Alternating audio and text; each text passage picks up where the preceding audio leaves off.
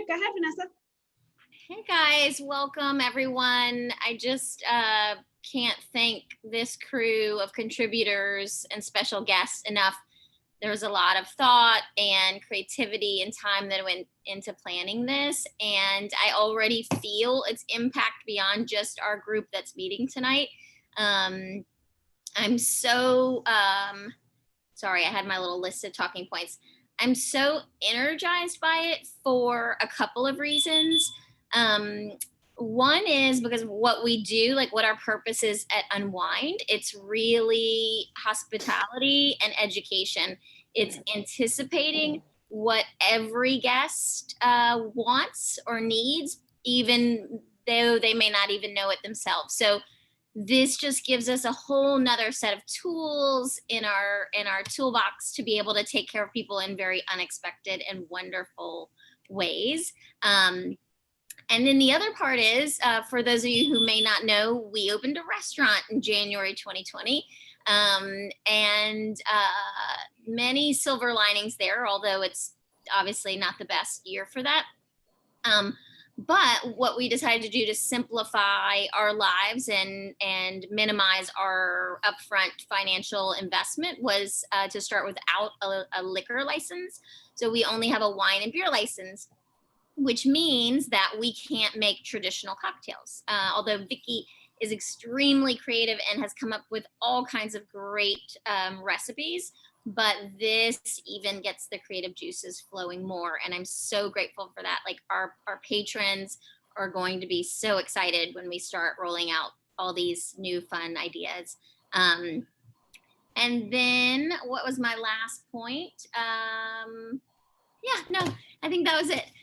So thank you all for being here. Thank you all for your ideas. And I don't want to delay the introduction of our team here. So Jess, take it away.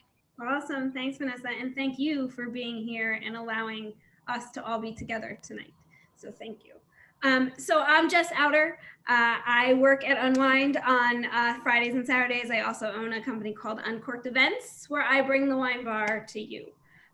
So I am one of your co-hosts this evening, along with Vicky Ray. And what we're gonna do is we're gonna go around and have our hosts introduce ourselves, and then Vicky and I are going to tag team on some questions. We're going to make some mocktails, and then we're going to have some questions for Martha as well, who has just released her fabulous sober teas. I haven't been drinking sober teas book. So I'm going to pass it over first to Vicky as my co-host to introduce herself. Hi, so I am the wine director at Revel, which has been very interesting this year. As Vanessa said, it's been a very unusual year. And what we're looking for at Revel is not just to sell wine to people, but it is more about guest experience and welcoming everyone and producing an atmosphere where people feel like they can come and spend time with us and that they're our friends, etc. And one of the things we did last January was we did have some dry or some non-alcoholic cocktails that we worked on. And also during the course of the year, we always have several non-alcoholic cocktails. I actually am setting up some warm drinks for outside. And one of them I've made sure can be made non-alcoholic so that people don't feel like they have to have something to drink.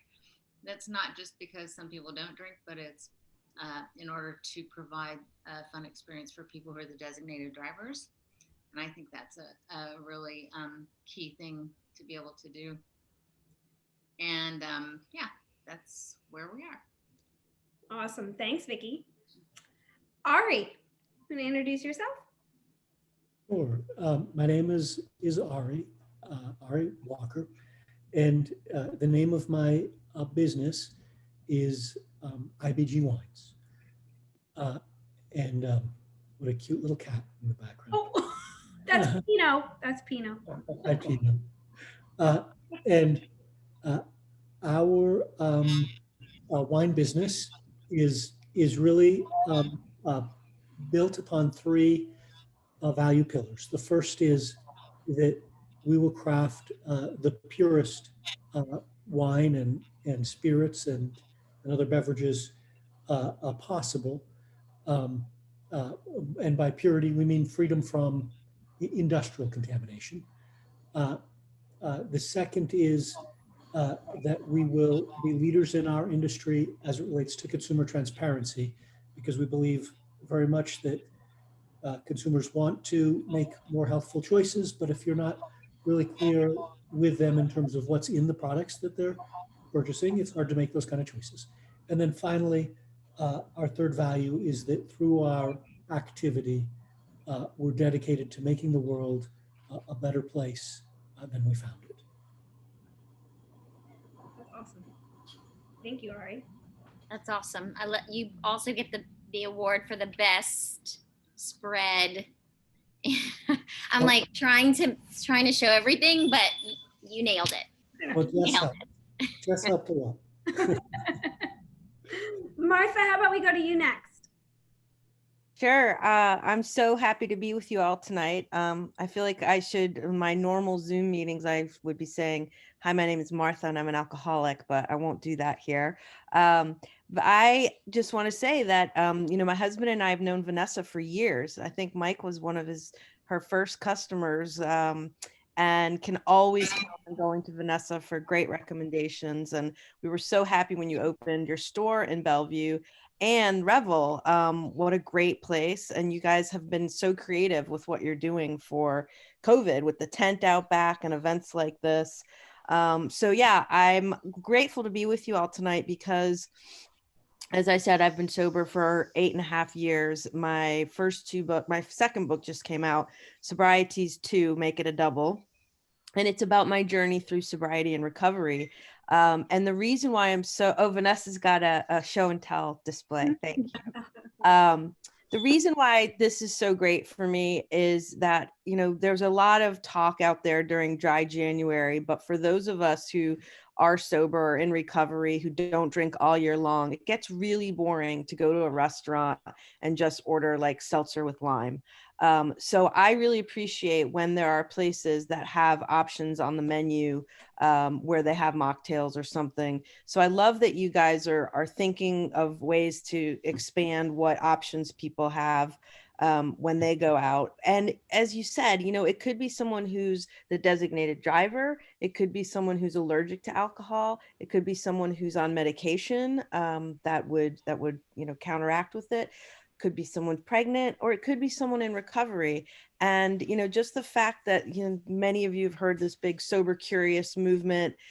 People are more health conscious, or they just want to go out and be a part of it without the alcohol. So I love that the products that you guys are talking about tonight can be fully enjoyed without alcohol, but those people who want to add to it can do that. So it's wonderful to me that you guys are offering options, and someone like me can go out and feel a part of the fun and festive and enjoy it. And I love when I went in to see Vanessa a couple years ago and I told her, I don't drink anymore. And I was like, is that going to be weird for her, me walking into a wine store? But immediately she pointed me to a section that had some non-alcoholic wines and drinks. And she recommended this one that I just love. And it's French, I think. Yeah, it's from Quebec.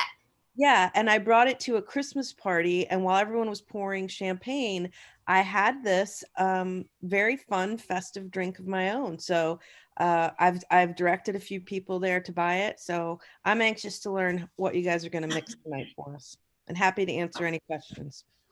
Thank you for being here, Martha. Thanks. And then Holly and Pablo. So Holly, go right ahead. I'm Holly Feraci, and I'm with Republic National, which is the distributor for the Dhos beverages that we're talking about this evening. Thanks, Holly. And I'm Pablo Gamboa. I'm the VP of Sales for IBG Wines. Work with Ari and Holly to make sure that we make these wonderful non-alcoholic brands like or items from Dhos available to as many consumers as we possibly can. Awesome. Thanks, Pablo. Thanks, everyone, for the introduction. So we're going to start. Ari, here comes your first question. Where did the idea come from to start a non-alcoholic spirit? Well, thank you for that. And Martha, not to, turn this into a meeting, but my name is Ari and I'm an alcoholic. And I had my last alcoholic drink July 3rd of 2012. Very close. May 28th, 2012. There you go. And so where the idea came from is very much like what Martha described, which is that, look, I'm in the alcohol beverage industry, clearly. And I guess I just had one too many, Diet Cokes, sitting at the bar. I spend a lot of time in on-premise alcohol beverage sort of locations. And it just occurred to me that while I don't miss alcohol, truly, and especially I don't miss what alcohol does to me, I do enjoy the ritual of enjoying an adult beverage, a sophisticated beverage. And I just thought, I'm sure I'm not the only one, but I mean, candidly, it's not the sort of thing that I've ever talked about in my my home group meeting, because not everybody in recovery would necessarily be that sort of open to the idea. But I think there are plenty of people like me and like Martha who feel like this is this is a good way to live a sober life.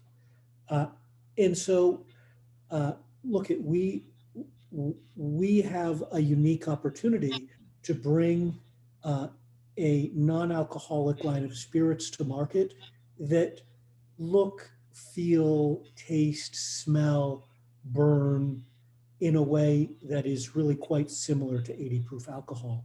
And the reason we have that opportunity is because while we craft the Dhos products, we craft them at our artisan distillery in Sheridan, Oregon, called Ransom, which is, really we've been at the cutting edge of America's craft spirit renaissance for more than 20 years. And so we know what it takes to make a craft spirit, and we know what a craft spirit of quality tastes like. And so we're able to use many of the techniques that we use in our distillery in order to craft these non-alcoholic spirits as well. We think that's really our, in this space, we think that's really our point of difference, that we're really grounded in the soil of Sheridan, Oregon, and our certified organic craft distillery called Ransom. So it was basically a really natural extension for you of what you were doing, but trying to satisfy something that fit with your life as well. That's right. That's right. Okay. And I mean, it wouldn't even have been really a leap for you to get involved with it because you already had the sensibility of what you wanted to do with your spirits line. And then you could just go ahead and have that same sensibility making non-alcoholic beverages. I guess, do you call it a non-alcoholic spirit or a non-alcoholic beverage? Or I call it a spirit because, certainly they're designed to be used the way that you would use a spirit. I think. Yeah. I have a silly question, just that stems from what Vicki just said. I noticed that Martha and a lot of our non-alcoholic beer packaging is phrased alcohol-free AF instead of non-alcoholic. Is that just kind of considered the most current way to phrase it, or the most sophisticated way to phrase it, or does it matter? It actually gets to TTB regulations, or rather, it's not TTB. It's USDA regulations in terms of depending upon how your product is crafted, what you're allowed to call it. So our product fits the non-alcoholic category as opposed to the alcohol-free, and I don't know why, frankly. Is that because you're not taking anything out? It's true. Well, I don't know if that's the reason why, but I do know that there is never any alcohol in these products. It's not a reverse osmosis or something like that. They're built from the ground up without alcohol. So I guess I shouldn't like jump in and interrupt Jess, but how Holly described it to us is you take these ingredients that you want to have the flavors in this spirit, and you just make it in such a way that it never achieves any alcoholic fermentation. Is that correct? That's right. It's not, there's never any fermentation. It's all infusion. Yeah. And that's really how it's distinguished from, from our alcoholic spirits, which obviously go through our, one of our 2 alembic pot stills and, come out at 190 proof. So it's different, very different in that sense. And, this is, the beginning for us.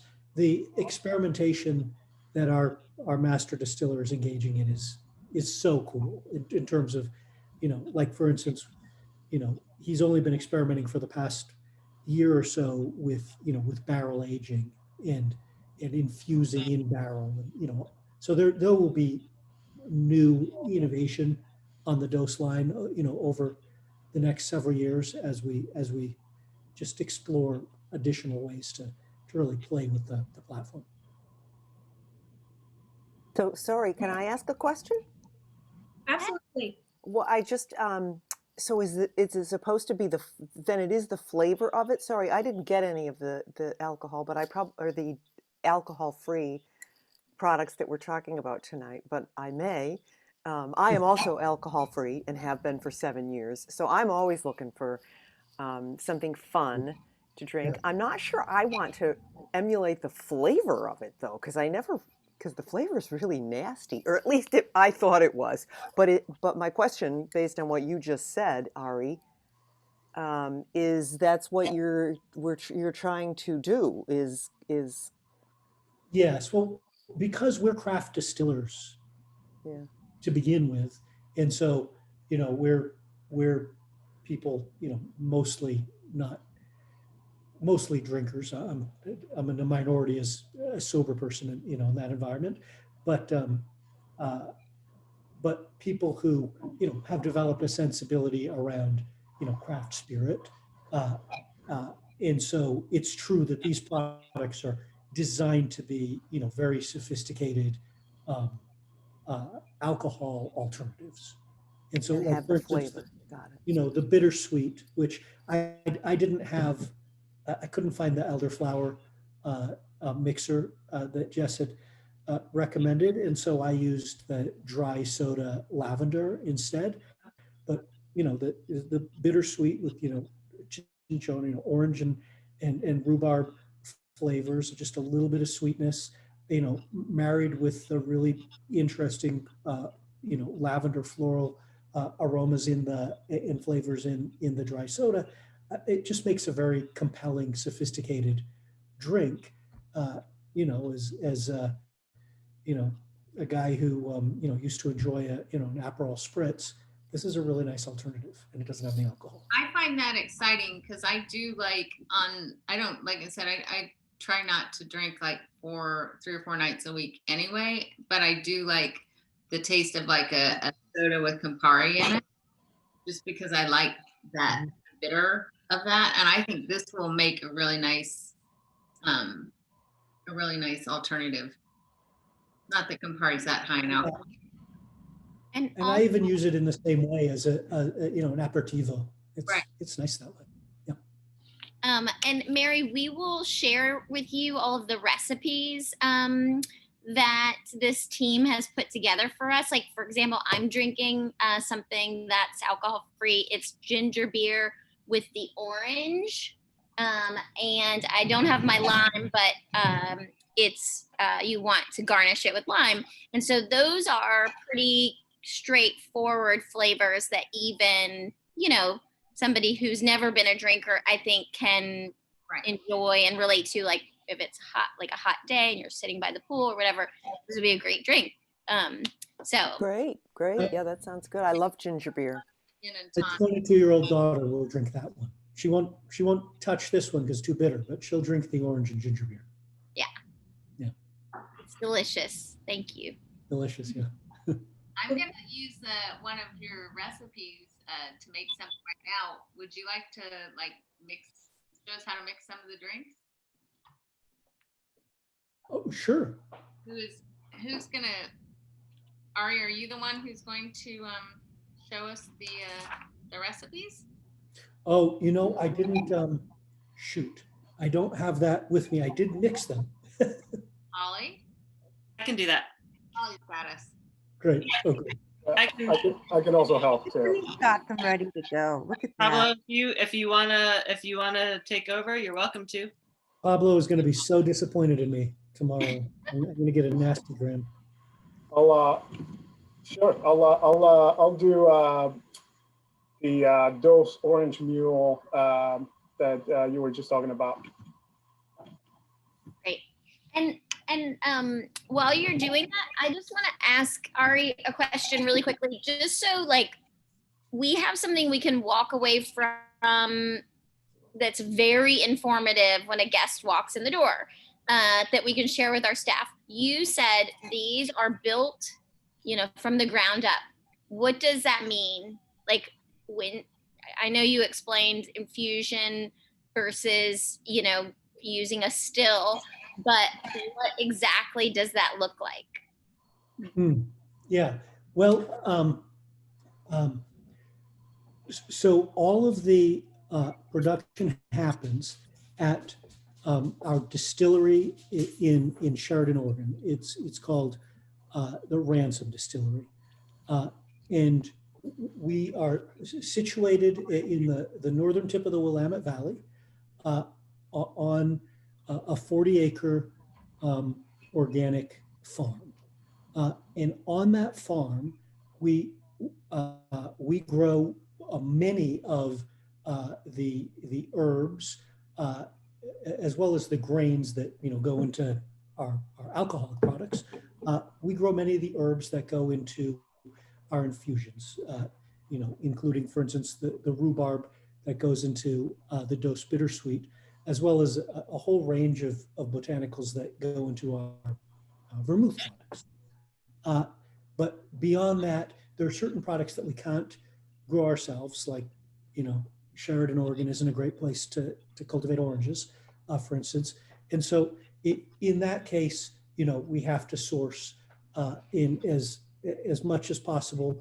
We seek to, source organic products. In this case, not whole oranges, but rather the orange peel that goes into the infusion.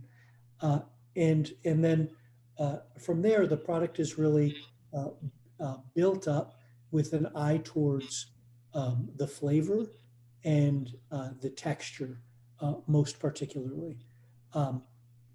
And all of this, we had to create within Ransom a special facility that's CGMP, certified for best manufacturing processes, because without the alcohol to stabilize the product, it has to be produced in an extremely clean environment to assure shelf stability. And that's really, the key difference, I suppose, between where the spirits are produced and where the non-alcoholic products are. Pablo, All right. Sure, I'll get going. So I'm going to use 2 ounces. I hope you guys can hear me. 2 ounces of Dhos Orange. And the nice thing about some of these recipes we send is that they're really easy to make. So you can be having your drink really quickly. I'm going to be Savannah White. Very nice, thank you. I'm also going to squeeze some lime into. You all know what a lime looks like already. Some ice.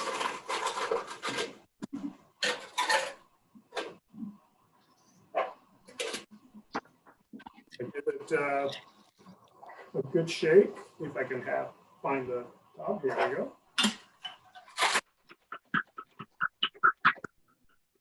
Vanessa, do we still have the little shakers? Yeah, we have shakers. Yeah. And if this is like one of my favorite tools, if everyone doesn't have one, you should get one. Me too. And Mary, and for anybody else who hasn't seen the products yet, in addition to sending you the recipes, we're going to send you the link so that you could buy it online for curbside pickup or delivery, or just for future reference in the store. Yeah. So, and they're approximately all of the Dhos, we sell them for $22.99. So they're pretty good value too, I think. Great, thanks. The mixers are lower calorie too, so that's good. Nice. Yeah, and I know this cocktail recipe calls for Q ginger beer. Unfortunately, I live in Rhode Island, and I couldn't find Q. So, and I do have a friend that provided me with some free ginger beer. So I'm using a different brand, but I'm also adding 2 ounces of ginger beer. Pablo, where'd you say you live? I live in Rhode Island. Okay. Did we have this conversation? Yes, you told me initially that you're a roadie. Okay. I thought we had this conversation. Yeah. Yeah. Yes, I found out I'm still in the doghouse because it's 15 degrees out here, and I forgot to order some oil, so we ran out of oil today. Uh-oh. Oh, no. The kids were doing their Zoom meetings from school in jackets. I got a lot of looks from my wife, but and then I remember those days. pour this in here, and I'm going to. Tiffany, you getting yours made? Nice. I couldn't find I was looking am. for the attachment in the email with the recipes. I was going to forward it to Mary, but I can't find which email has it. So do you remember who sent it? I have a Yeah. million. I can see it. I sent it on Tuesday. Wait, I don't know what day. Today's Thursday. I sent it on Tuesday. Okay, so it's from Jeff. Probably, yeah, maybe around 5 o'clock, 4 or 5 o'clock in the evening, maybe. Oh, I have it. I have it right here. I can forward to Mary. Okay. That's the first or one of the drinks that we sent, the non-alcoholic Dhos meal. Right, I have a copper glass, but not the cool looking one. Just Got a fancy Moscow Mule. Like it is oxidized because certain people put it in the dishwasher. Vicky, Not me. you got the real one there. Yeah. Someone needs to clean it. Lemon juice. Clean that copper. So Ari, what is your favorite recipe? You know, I really like the bittersweet anyway. But I think of the recipes we discussed today, the bittersweet with the elderflower, I think is really nice. I made last week. I made a drink with the bittersweet and ginger beer, and I dropped two coffee beans in the shaker and shook it up, and it was so nice. That just that little hint of coffee was a really beautiful match for the bittersweet. You had mentioned, or somebody had mentioned, that you're also preparing. At Revel, you're preparing warm drinks as well, and the Dhos orange in an ounce or an ounce and a half of Dhos orange in a mug of hot chocolate is kind of amazing. That does sound really good. Yeah, that sounds really good. This is a dumb question, but where does the Dhos name come from? DHOS. Yeah, I'm Martha. I'm still trying to decide the answer to that question. I did just submit it to the Urban Dictionary, but they haven't yet approved my definition. We can So- make something up, Ari. You know, we I can think we, I come think up we with need our to. own acronym or whatever it stands for. That's right. That's right. It definitely means something important. I just, I'm not 100% sure what it is yet. Okay, well, we can put that out there. Yeah. Imagine something deeply meaningful. Yeah. Awesome. That's A good social media. Yeah. Yeah. So those that purchase, you know, either all three, one or two, what recipe did you make, if any? Like I'm drinking the gin straight. So, but what recipes did you try? Me? Anyone that purchased. I've got the French 75. Awesome. So that sounds good. That was going to be my next choice. It's solid. It's really good. I've made the orange mule and the G&T, but I really want to try the elderflower spritz. I just don't have the elderflower yet, but and actually I bought the gin and the orange, but I didn't buy the bittersweet, and so now I'm upset at myself that I didn't. Tiffany, I could have brought the elderflower and the bitter. We could have combined forces. Next week. Yep. The G&T right now, it's quite nice. So- Gotta bitter. Sorry, Holly, but if anyone needs an emergency dose of elderflower, we have it. It's just not Q, it's Fever Tree. Is that the King Street or the Bellevue? Both, but I'm at Bellevue. Okay.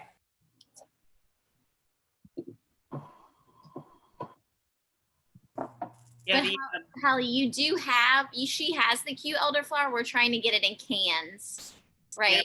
we have, so we have the bottles of the elderflower that look like this. We just don't, but the preference here at Unwind is to do the cans. So I'm working on trying to get our folks to bring the cans in.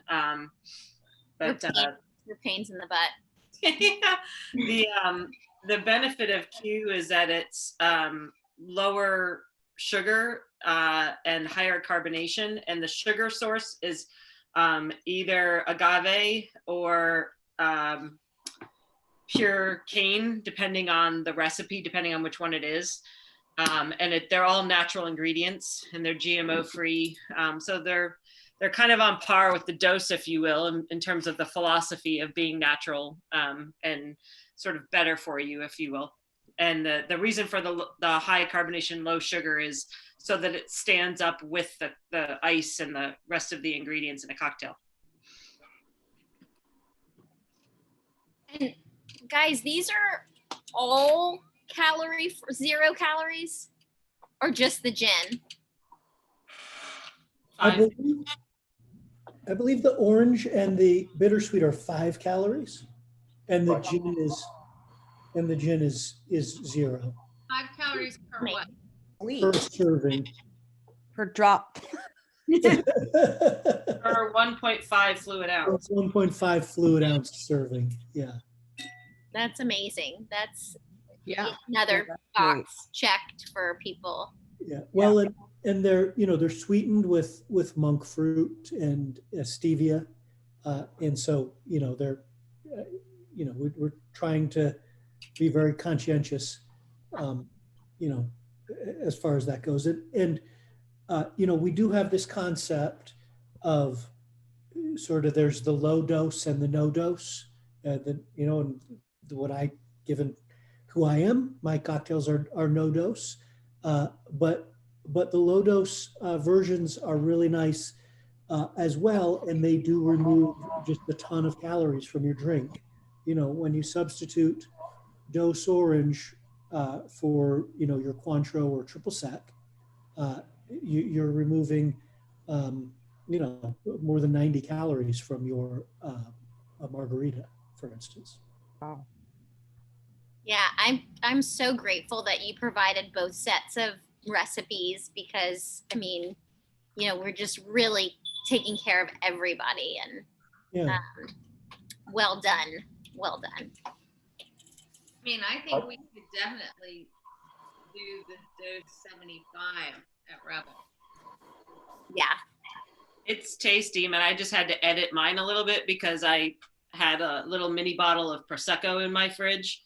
And so I grabbed it instead of using champagne, and I didn't bring simple syrup into my office this evening, but the Prosecco has a little bit more sugar in it anyway than a champagne. And so it doesn't really need the simple syrup, and it's pretty tasty.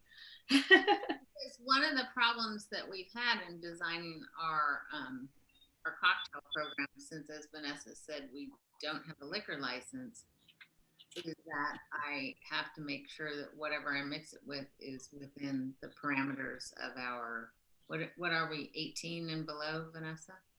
Yeah. ABV. Approximately. I mean, you know, there are some exceptions. Like port is 20, Right. generally 20%. And yeah, so that's been one of the limitations of making some of these drinks. Oh, I see. You have a beer and wine license. Yes. I understand. Mhm. Yeah. So I'm sitting in the wine shop, Okay. and the restaurant is next door. Oh, cool. So Did you want me to try mixing one of the other cocktails? Maybe one of the low out, so like the Dose bittersweet spritz. Yeah, why don't we make one more? All right. The good thing about these is that, again, they're really easy to make. So use the Dose orange. What do you make? Right. Yes. Hey, Pablo, what are you making this time? I'm gonna make the Dose bittersweet spritz. Oh, cool. So yeah, it looks like on this one you could use the bittersweet or the orange, depending on whether you like bitter or not. Oh yeah, I'm using the orange on this one. No, let's try the right. How's that? Yeah, but I mean, I think you could use either or. You could, yes, yeah. But I'll go with the ones that we sent. So You could almost make a Negroni, yes. like a, hold on, I have to familiarize myself with Negroni. I have a kind of a silly question.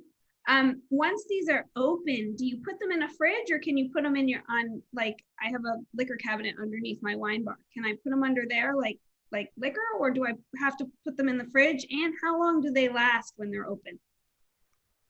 I keep them in the cupboard. Okay. You just need to keep them at room temperature. And they're shelf stable for at least 6 months. Oh, great. Very good question. Thank you for asking that. I'm glad you just said that and asked that question, because I've had my samples. They've been in the garage. So if you had said refrigeration, it's pretty close to that around here. But I'm also gonna add 1.5 ounces of club soda.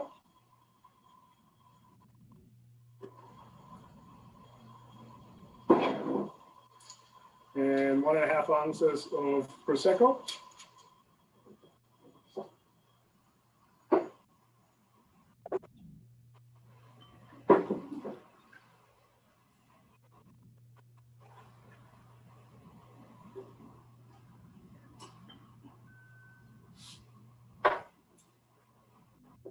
Some ice. Pablo, do you always have this station set up in your house so you could just start whipping up cocktails at any given time of the day? Or like on a random Zoom, you're like, I got this. I'd love to say yes, but yes. We find certainly in today's world, there's a lot of virtual tastings, which I'm all for. So. Well, it's funny. Everybody always asks me because my wine bar behind me looks closer than it really is. So people think I could just lean back and just grab a bottle and just like bring it forward and pop it open. I'm like, no, I actually have to walk. And I'm going to use a squeeze of orange. I'm using blood orange because reading signs when I'm at the grocery store is not my strong suit. So I just grabbed some what oranges thinking they were regular orange, but I actually liked it when I tried it. So I'm gonna squeeze some orange. And then I'm just gonna mix it.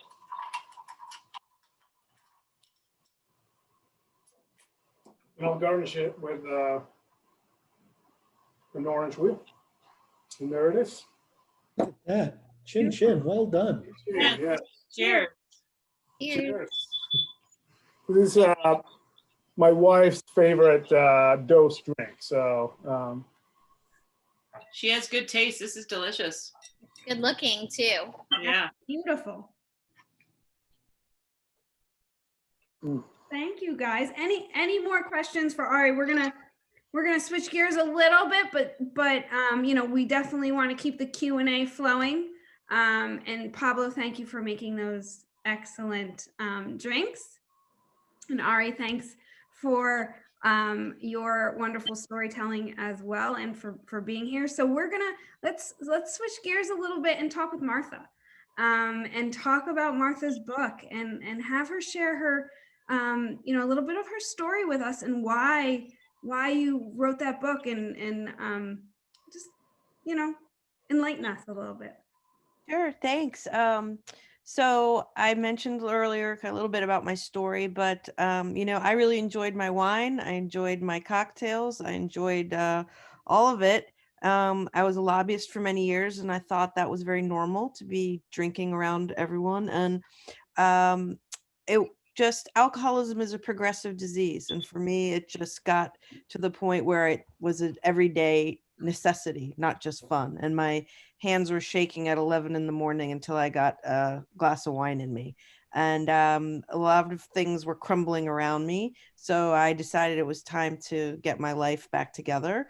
And I got sober. And I'm giving you the very abbreviated version of this. But I started writing so that I could share my story with others.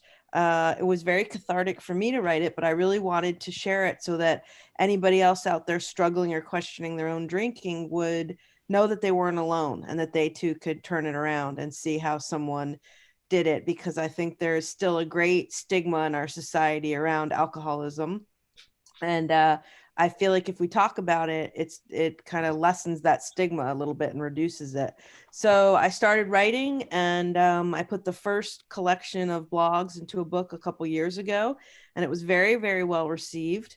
And the second book is a continuation of my story. And I really think that the second book is better because it shares so much more of what I've learned on my journey. And you know, I just want to pass along to people what I've seen and what it's like to try to live sober in an environment where, as you can see, we're surrounded by so many people who drink. And it's hard because I have 3 kids. I live in a neighborhood where there's a lot of drinking. There's a lot of socializing, even at kids' sporting events. There's tailgates and stuff. So I can honestly say that I would never have been able to do an event like tonight early in my sobriety, because it would be too hard for me to see the drinking and the mixing. And even though much of it is alcoholic, you know, some of it is low alcohol, but it's the visualization and the remembering for me of my brain of the triggers.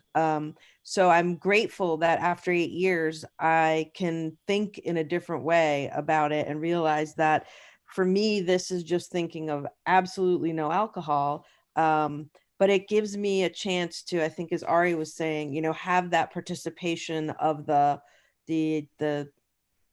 kind of ceremony around it, you know? So I've shared, I think, with Vanessa one story, and I'll just share that. And I think it's in the second book at the very end, or it's the last piece I wrote, but it's called Sober Curious, Sober Pissed. There was so much focus on the sober curious movement, and you know, and CBS News and others did these stories about bars popping up all over the country that are offering, sorry? I don't know what Sober Curious is. Oh, I'm sorry. So Sober Curious is a big movement where there are lots of people who, for various reasons, health or whatever, just want to kind of see what it's like to not be drinking. So the Sober Curious movement involves a lot of cities opening up bars that feature only non-alcoholic beverages. So there are some in New York and some in Dallas, and it's a little bit more focusing on curiosity, or whether you could kind of drink in moderation, or whether you could drink a little bit one day and not. So there was a lot of attention given to this movement, and it resulted in, if it's not just a bar or restaurant that's completely alcohol free, an extension of their menu offering mocktails. So during this time when I was researching all this, I had to go to a holiday dinner in Alexandria, where I live, for work. And I was with my boss and some work colleagues. And I was really happy to see that this restaurant offered a really fun list of non-alcoholic beverages. So I ordered one, told the waiter, I was like, I want to try this drink on this non-alcoholic menu. And he said, sure. Everybody else was drinking Cosmos and holiday martinis. And so I got my drink, tasted it. It was great. You know, I enjoyed it. He came around to take the second round of drink orders. And I said, you know what, this time I want to try this drink on the non-alcoholic menu. And he's like, oh, you want that with no alcohol? And I said, yes. And he said, because the first drink I brought you had alcohol in it. And I just about, had a heart attack on the spot, thinking of my 3,042 days of sobriety, or whatever it was at that point. And the people around me were really uncomfortable because they knew I was sober. And I looked at the guy and I was like, the waiter, I said, no, like I clearly told you this was to be from the non-alcoholic drink menu. And, he's like, well, the first drink had alcohol, but I can bring you one without it. And it was really, my heart just stopped, because I worked so hard to stay sober, and to have that happen. And he goes, I'm just kidding. And I looked at him and I was like, holy cow, that's just not funny at all. And I didn't want to make a scene with my boss, and I didn't want to call the manager over and say, so I called the restaurant the next day and I asked to speak to the manager.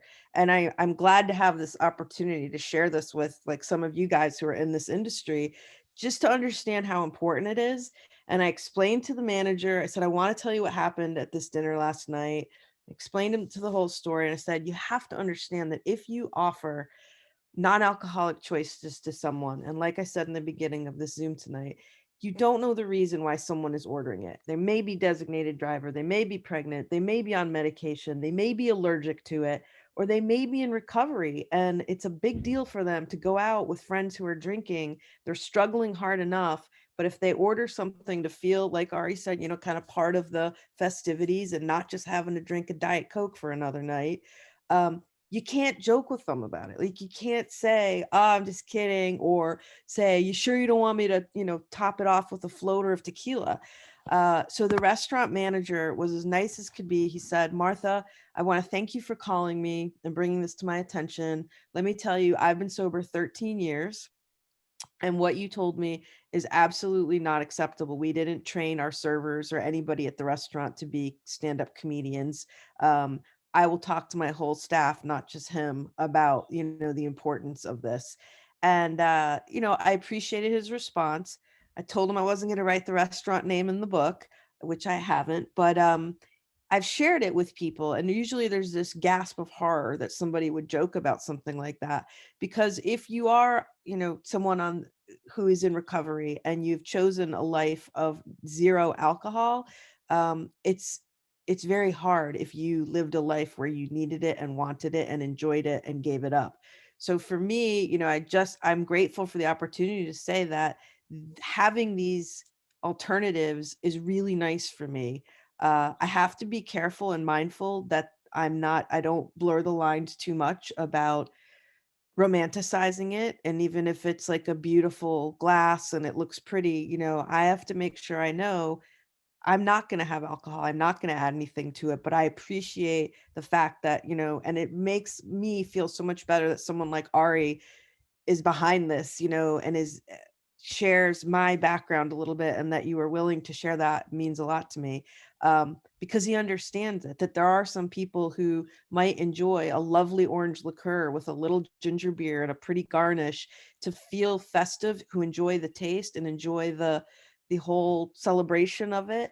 But you can, for us, it's a it's a serious thing, but it's also nice to now feel that we're a little bit more part of.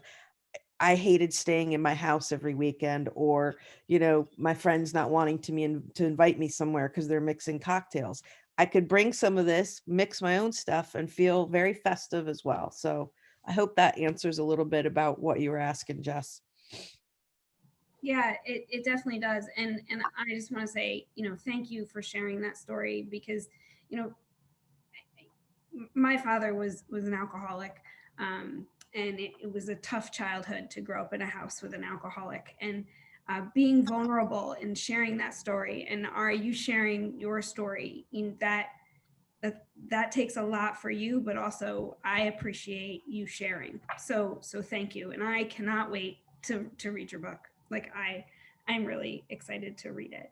Thank you. And I always tell people when I speak somewhere, the message of my book is not about alcohol is bad or the evils. I have no problem with people who enjoy their wine or their scotch or whatever. And that's not my message. My message is that I can't drink. This is what happens if I do. And this is how my life has gotten so much better since I put down the alcohol, because as an alcoholic, I can't have it. Again, it's not that I don't think that there are some amazing wines out there, amazing spirits, and people who enjoy them. Good for them. I can't. So I appreciate the people like Ari and others and Pablo who are thinking outside the box. And again, the world out there that might be sober curious or health conscious, and wants to go somewhere and feel part of the festivities. This is a great alternative. Absolutely. Yeah, when a brand can help alleviate any kind of stigma, that's really amazing to me. So thank you for your brand, Ari. And I did want to say, Vanessa, that I've tried a few of the other kinds of things that are being touted as non-alcoholic or alternatives to things, and I have not been that impressed. So I really do like this stuff, and I like how low calorie it is. I like how it's more natural, and the way the process that Ari talked about, how it's made.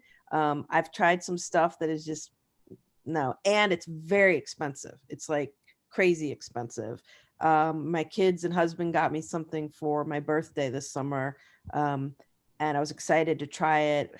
Super expensive advertising campaign for this drink, and it did not stand up at all. So kudos to you guys. Did your family want to make any of the drinks with you? Oh, when Bella comes home from college, she's going to be mixing it up for sure.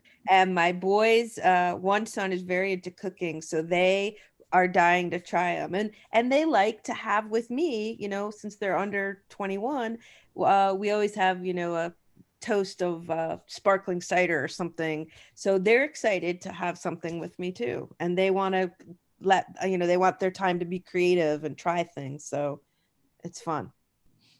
That's awesome. And everybody, if I have your address, I'd like to send you a copy of Martha's book as a thank you for joining us. And thank you, Vanessa. Absolutely.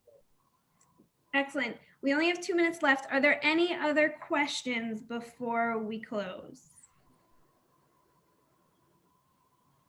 If there are not, well, I just want to thank everybody for joining us.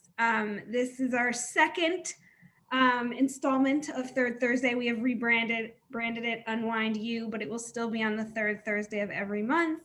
The next one is on February 18th. And co-hosted by Vicky, and of course Vanessa will always kick us off when she can.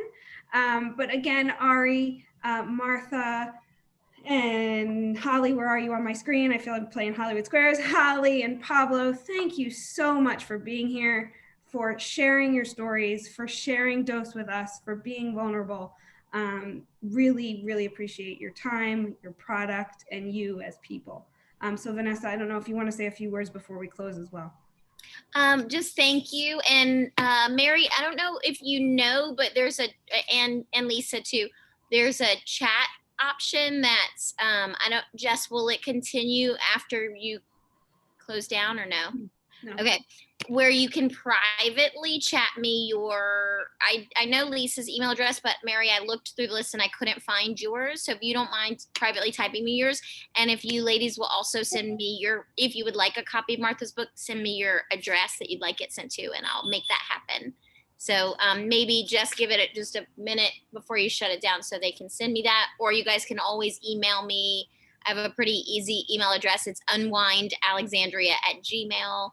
And just to tell, just to kind of close the loop on what Jess said, we used to do back when we could all get together. We have a beautiful large basement space underneath Revel that we called the Grotto, and we used to have a classroom series called Unwined University. And more than anything, that's what we've heard people are missing. They're not just missing the tasting and the gathering, but also just the learning. And so that's what we're really going to strive. You know, you guys have set the bar high with this one, because I've learned so much, and you've all worked so hard to make it special. So thank you.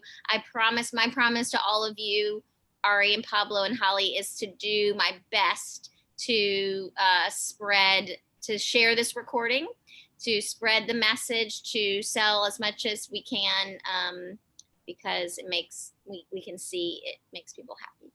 So thank you. Vicky, do you think you're going to put something on the menu for Revel for a non-alcoholic drink, or do you already have? Well, we have a couple of things, but I definitely think we can. I was thinking even just the gin and tonic, which doesn't have any gin in it. It's the Right. the Dose. I'd like to ask you before we hang up, Martha, do you think it's a problem for people who are sober to have something that does taste like a gin and tonic? I would have something that is a mocktail that isn't so completely like called a alcoholic name or reminiscent and trigger that, which is why I like stuff with the orange. You know, I would give an option that is not, you know, the orange mule or the elderflower spritz. I wondered if like the one that tastes like gin and tonic would be too close to. For some people, it very well may. So That's really helpful. Yeah. I think that's kind of the fun part, is being creative with names. You know, that's, you go to restaurants and they have just all these great names that suck you into ordering. So we'll just have to get put on our thinking cap, Vicky. I think a sobriety teaser with a next to the book would be good. I think I did a Chicago Sun-Times interview once, and they wanted some mocktails, and I think I made up a sobriety teaser, but I'd give that name up to Revel, because I love Vanessa and you guys. That's awesome. Thank you, Martha. I can't wait to see you again in person. And guys, just awesome. Really good, feel good stuff. Thank you. Thank you, everybody, for being here. Thanks for having me. This was great. Thanks, everybody. This was good. Night, night. Night.